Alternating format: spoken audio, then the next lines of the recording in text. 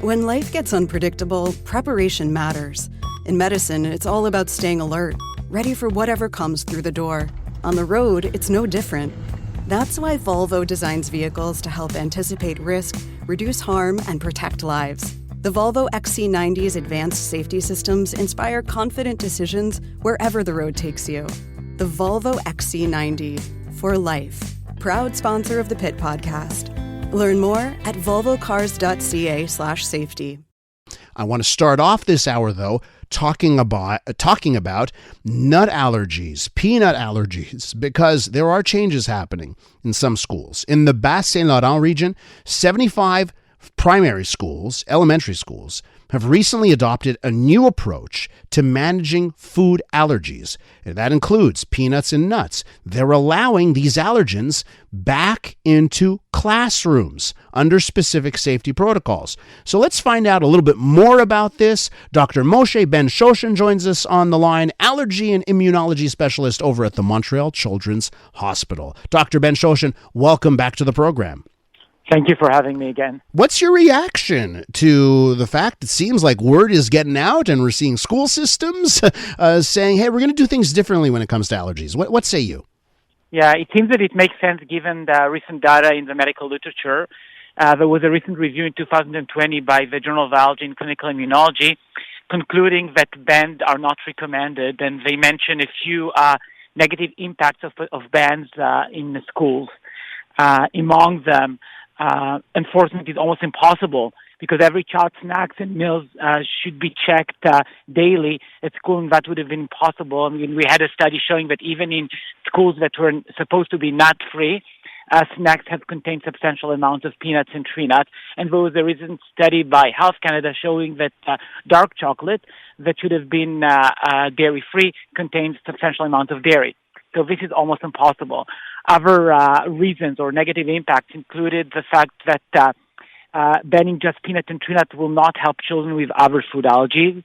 Evidence demonstrates potential for increased risk of reactions in schools with peanut and tree nut bans. So rather than decreasing the risk, some studies suggest that risk increased. Trust in ban may lead to school personnel and students having less vigilance regarding food allergy reactions, because they would think that the ban necessarily implies that the food and the snacks will be free of potential allergens. Mm-hmm. Some families may rely on peanut and tree nuts as an affordable and nutritious option for meals, so that will impact these families substantially.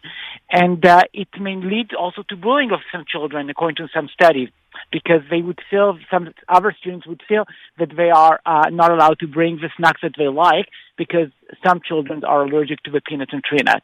And I think it's more important to remember that reactions occur and accidental reactions occur, and it's more important to know how to be aware and how to treat them appropriately. So if you were to consult with any school board, school service center on the French side, any school system, if you were to consult with them, would you tell them, follow this path, do what they're doing in the Bas-Saint-Laurent, this is the way to go in the future?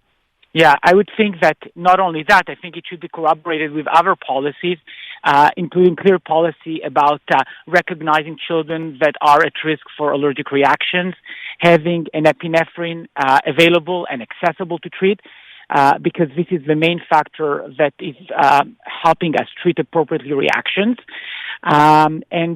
In Alberta, for example, they have a law that stipulates that you need to have an epinephrine stock. So if somebody forgets his epinephrine or there's an allergic reaction and the patient does not have, or a student does not have an epinephrine autoinjector, he can still use the stock epinephrine, and which can help save life.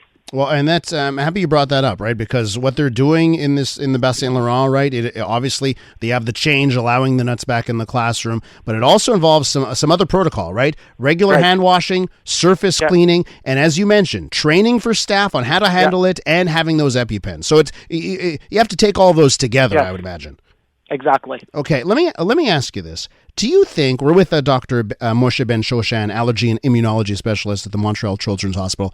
Let me ask you if you believe that we're going to look back on how we handled allergies over the last 20, 30 years and say that was a mistake. I can already say that we are already saying that. Okay.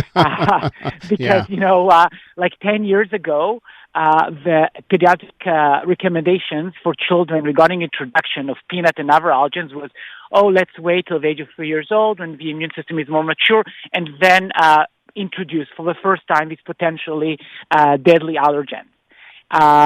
But that has changed substantially since 2015-17 because randomized control trials, so very well done trials, have shown that when you introduce early, at the early age, when you have that window of opportunity to induce tolerance, you actually build tolerance and reduce the risk of allergy.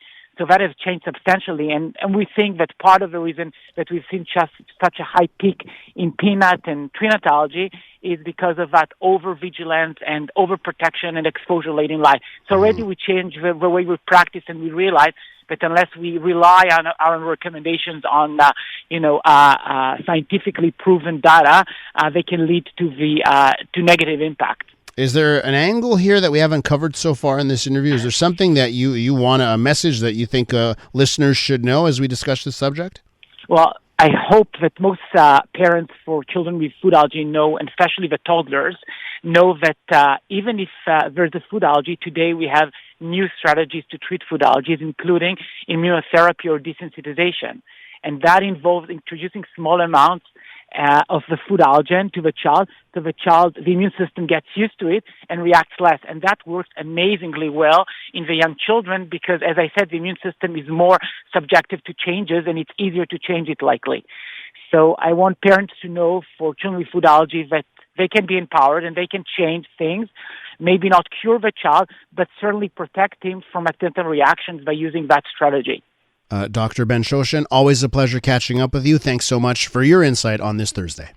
Thank you. That is Dr. Moshe Ben-Shoshan, allergy and immunology specialist at the Montreal Children's Hospital.